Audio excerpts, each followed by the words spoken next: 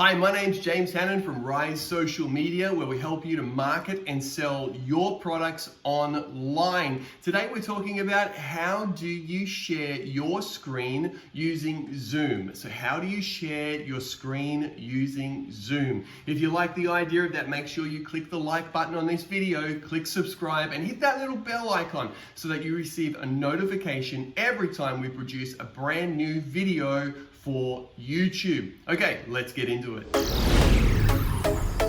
Okay, James here from Rise Social Media, where we're teaching you how to share your screen on Zoom. So here we go. It's very simple to do. You will see this big green button. So I've opened up a Zoom meeting. So I've come down here to Zoom. I've started a meeting here and I've got one here. And if I want to press share screen, now what I want to do is I get to have an application that'll show up. Now I'm showing this on my computer, not on a phone, so it is very different.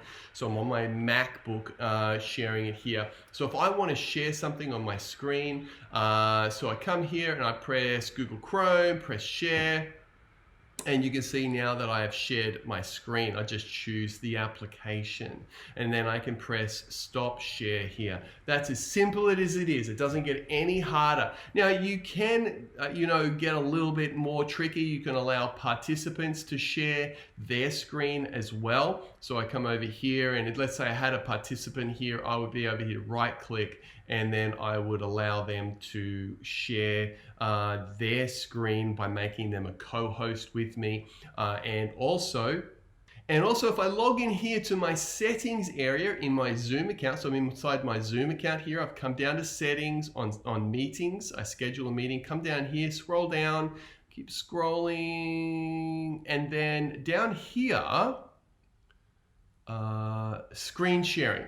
Who can share sharing my screen? I can allow all participants, okay? Who can start sharing when someone else is sharing? Host only. So I'm just going to have it as host only. Now you can, and then in the meeting, I would right click on a person and make them a co-host to allow them to share their screen. Because if you allow your participants a notification for webinars, the host and panelists can start screen sharing, but not the attendees. So if you are doing a webinar, you need to upgrade your attendees to a host or a panelist for them to share their screen. However, in a meeting, it can be all participants.